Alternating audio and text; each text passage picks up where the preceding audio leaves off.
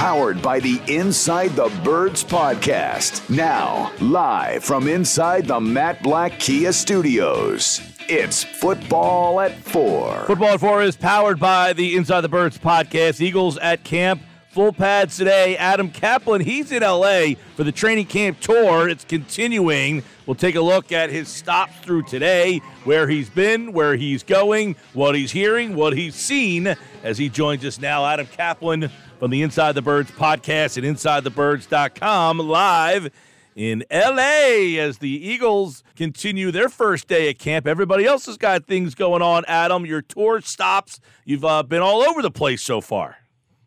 Yeah, so Mike, by the way, on our Thursday morning at 6 a.m. show, our podcast, Inside the Birds, Moshe and I will go over our notes from Eagles camp. Jeff was there today, but we always have sources, so our information's from that. So we'll talk about that and update people on battles and so forth. I've been there. I was there twice already. I was there actually Sunday. It was the best day of the summer, Mike, when it was mid-70s, which is incredible. No humidity really at all. But yeah, as you said, first day in pads. That's good. And it's funny, I've been here yesterday, getting out here in LA yesterday. The teams that I saw yesterday that was their first day in pads. So this is the week. It's big for coaches in terms of evaluation.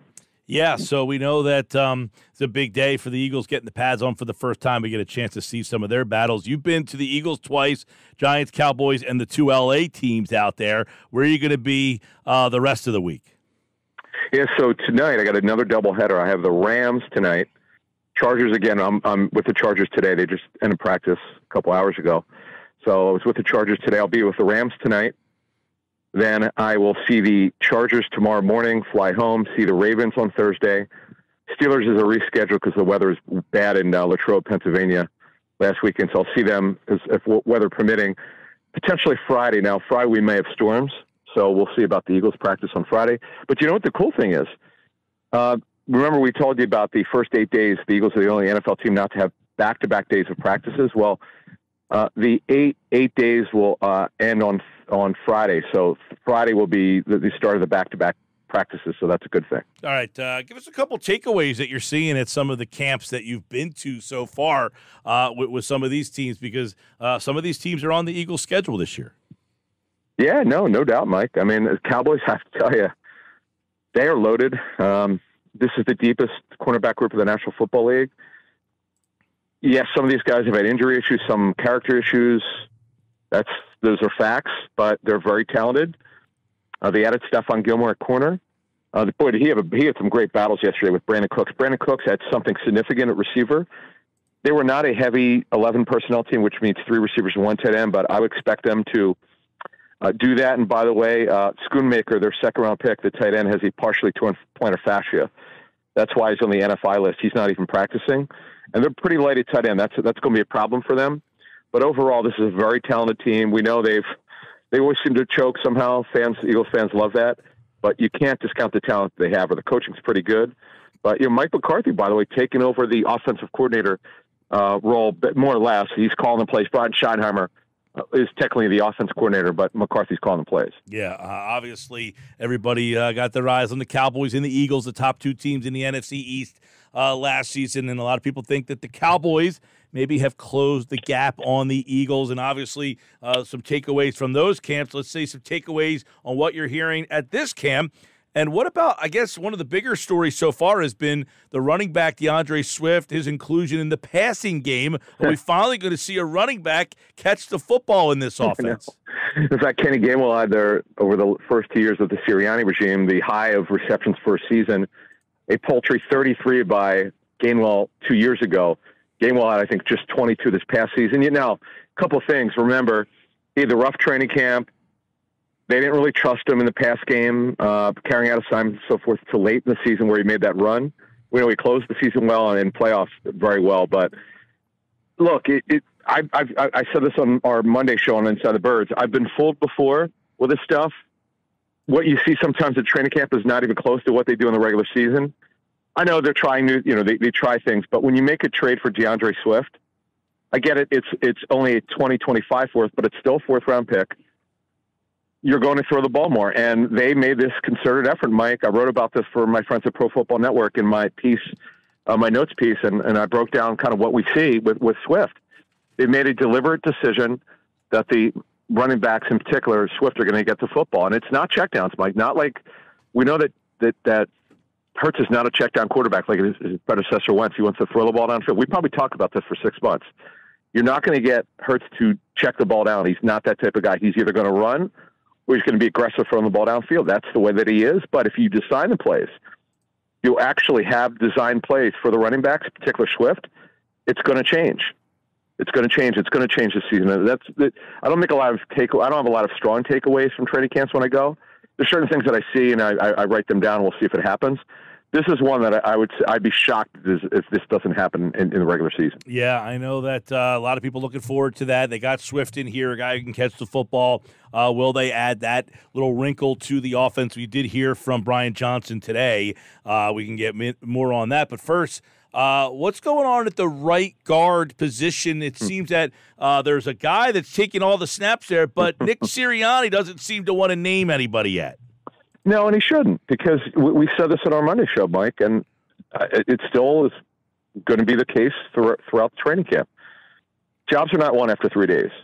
Like, the only early takeaway from training camp was that we thought Reed Blankenship would make the team. We said this after the first week of training camp. Said it looks like he's on his way. Then the week after, we said he's definitely making the team. We didn't. I mean, he really was a great story as an undrafted free agent. And right now, he'd be starting. But when you look at getting over to right guard, Mike, and what Sirianni's talking about, yeah, I mean, look, they wanted Tyler Steen to win it. We keep telling people on our show, Inside the Birds podcast, which you can get on any podcasting platform, plus we're on YouTube. We keep telling people, look, it's only 3 days, and now obviously we have first day in pads. This is day 4. Let's not overrate what's happened so far. Yes, Jurgens, if the season started today, would be the unquestioned starter. Let's get through 3 weeks of practice. Let's get through, and I know this for a fact, they're going to work more in those joint practices than in a normal practice. Let's see the 2 practices against the Browns, the 1 against the Colts, and 3 preseason games before we annoyed a guy after 4 days. But yes, Jurgens clearly, and by the way, he looks good. We should also mention that, Mike. Jurgens looks good, and this is only his 4th season as an offensive lineman. 2 in college and 2 in the pros. Let's not forget about that. Yeah, obviously we'll see what Steen brings to the table there as well. But right now it's Cam Jurgens leading the way at right guard. Got 5 new starters, it looks like, on defense. And you've got defensive tackle, the 2 linebackers, and the 2 safeties. So how are these 5 new starters kind of fitting in and finding roles? Yeah, so, Mike, we know that they're going to play their 5-man front. We know that we know every single game, including the playoffs, they started with 3D tackles and had 2 overhang players. But it's really, depending on your vernacular, it's a 34, but it's really, some people call it a 5 down or 50 front. That's fine. But I don't think that's going to change. They're going to play a lot of it. They're going to play a lot of 3D tackles. That's coming, and they have the depth to do it, even though they lost Javon Hargrave. Now, the one issue, Mike, we haven't talked about this much, but it's going to be a factor now, whether it's a positive or negative. Without Hargrave, we understand Eagles were not happy with his run defense, but obviously they missed his pass rush.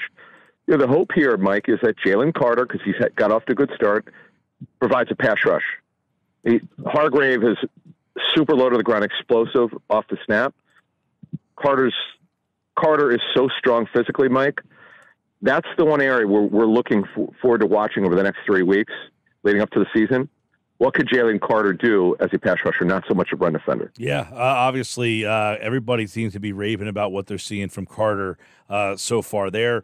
Keep our eyes on the linebacker positions, because Nick Morrow seems to be the veteran player, but are there other names that we're not really all that aware about right now making more of an impact, something to keep an eye on at that practice? And we know that safety job. I don't know, Kayvon Wallace's name came up a bunch today.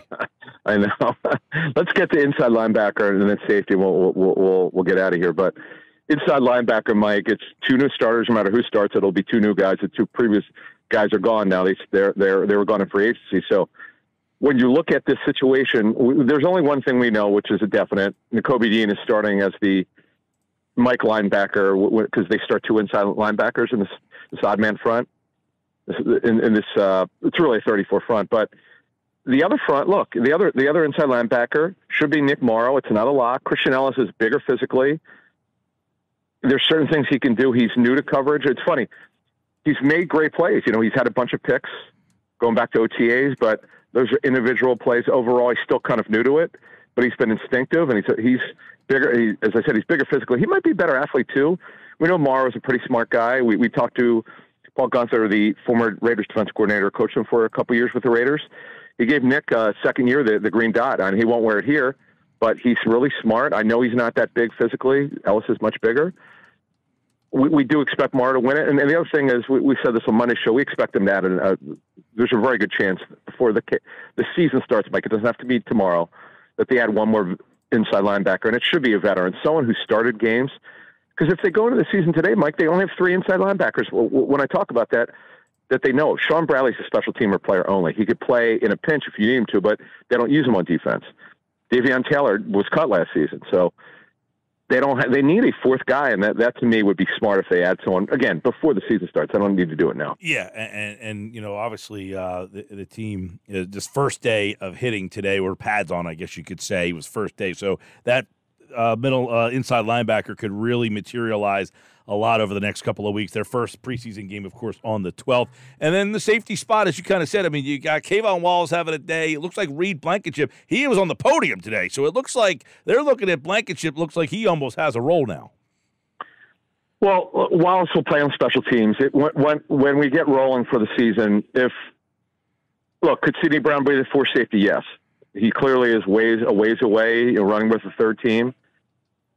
It's just he's being asked to do something he's not done before. He's not played at the post safety. He's just not done that. He's been a box safety. So this is new for him. The only time he's ever played post safety was at the Senior Bowl for 3 days. So, and that's practice, by the way. It's just not enough. And that's why, when you look at it, you got to be patient here. It's not going to happen overnight. But the Eagles fully expect him to be a long-term starter. When that clock runs for him as a starter remains to be seen. All right, Adam Caplan, his training camp tour continues. You can check out more at InsideTheBirds.com. Check out the Inside the Birds podcast, enjoying the L.A. weather. I was in Pittsburgh this weekend. Friday night had a little rain, out there for the Phils game. But Steelers, big storylines out there. You're in L.A. and obviously working your way back here to Philadelphia. Keep tabs on that training camp tour with Adam Caplan over at InsideTheBirds.com and the Inside the Birds podcast. Thanks, Adam. Mike, I'm glad you dried out. I saw that they had trouble getting the tarpaulin on Friday. That was hilarious. That was ridiculous, by the way. My goodness gracious. I taped the game. I was driving back from Giants camp, and I'm like, wait, what the hell? What is going on with it? Were you able to see that part, Mike? I don't know if you saw that. Yeah, I was there. But what are you guys doing? They came up short bad. And then they use so much quick dry to try to make sure that area didn't get puddled up. Oh, it was a disaster out there, but. Total disaster. The whole weekend was a disaster for the Phillies. Oh, that was a bad series, but good win last night, and looks like they made a big trade. But where are they going to get that left fielder? That remains to be seen. Yeah, an hour and 45 minutes left to go, my friend, and we'll catch up with you on Friday. Adam Caplan, right, everybody. There he goes here on the Sports Bash Live, 97.3 ESPN, the 97.3 ESPN free mobile app.